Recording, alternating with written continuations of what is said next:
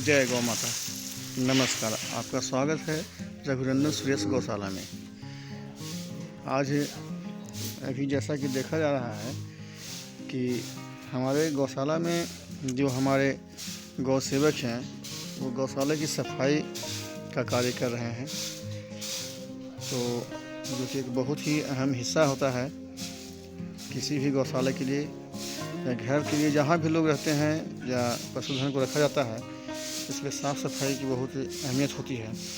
तो देख सकते हैं कि बहुत ही बारीकी से गौशाला की सफाई की जा रही है ताकि यहाँ का जो माहौल है गौशाला का वो स्वच्छ बना रहे। तो यहाँ पे कुछ विशेष प्रकार की प्रक्रिया भी अपनाई जाती है जिसकी मदद से कुछ ज़्यादा साफ सफाई हो, स्वच्छता बनी रहे। तो वैसे देख सकते हैं कि गौ माता को खड़े होने के लिए, रहने के लिए यहाँ पे रबर का मैट का व्यवस्था किया गया है। तो ये रबर का जो मैट्रिक्स होता है, इसकी एक खासियत ये होती है कि इस पर गौ माता आराम से रह सकते हैं। इसके साफ़ सफाई का भी अच्छा सा व्यवस्था हो जाता है। ये गोबर हटाने की प्रक्रिया उस सेट में भी किया जा रहा है जहाँ पे छोटे छोटे बच्चे हैं, क्योंकि पहले ही बतलाया गया है कि यहाँ पे हर प्रकार के, हर कैटेगरी के पशुधन को रखने के लिए अलग व्यवस्था किया गया है। जैसे ये बच्चे हैं तो इनके लिए एक अलग ही बाड़ा या क्षेत्र बनाया गया है जहाँ पे कि गौ माता के जो बच्चे हैं वो एक साथ रह सकें ताकि किसी को कोई परेशानी ना हो। जो गौ हैं, जो गाभिन हैं, उनको रहने का अलग व्यवस्था किया गया है। जो दुधारू हैं उन्हें रहने का अलग व्यवस्था किया गया है। तो हर प्रकार के गौ माता को अलग रखने का व्यवस्था किया गया है। तो जहाँ जो भी है, जो भी गोबर होता है, जो भी अपशिष्ट है, उसको साफ़ करने की व्यवस्था की गई है। तो हर जगह पर साफ़ सफाई का काम अभी चल रहा है। एकत्र किए गए गोबर और अपशिष्ट को हमारे गौ सेवक जो हैं ले जा रहे हैं एक अलग स्थान पे, इसे फिलहाल भंडारित करने के लिए, वो भी दिखलाते हैं।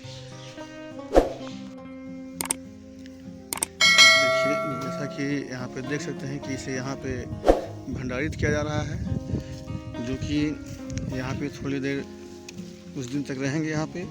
इसके बाद ये सूख जाते हैं। सूखने के बाद, डिकम्पोज होने के बाद इसका एक अलग प्रक्रिया होता है। चूँकि इन गोबर और जो विशिष्ट जो पदार्थ होते हैं उनके सूखने के बाद, चूँकि अभी देखिए, जैसा कि देख सकते हैं कि यहाँ पे कुछ गोबर जो अभी जस्ट लाया गया है तो गीला है, लेकिन धीरे धीरे कुछ दिनों के बाद ये गोबर देख सकते हैं कि सूख रहा है।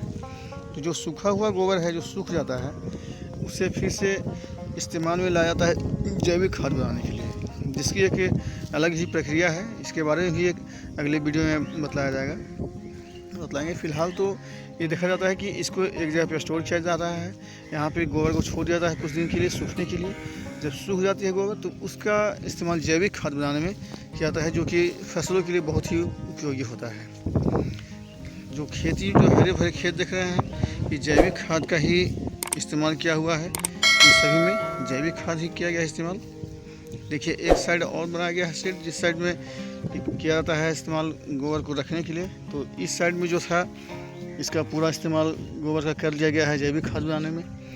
और अब दूसरी साइड में किया जा रहा है, तो वहाँ से किया, जब उधर पूरा स्थान भर जाएगा तो उसको भी अलग स्थान दिया जाएगा, वो जैविक खाद बना दिया जाएगा। तब तक उतनी देर के लिए फिर इधर दूसरे साइड में डाल दिया जाएगा गोबर को ला करके, ताकि यहाँ पे स्टोर हो सके।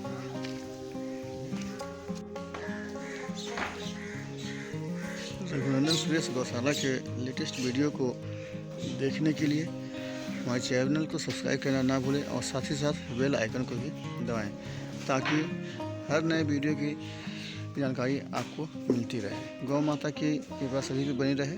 जय गौ माता।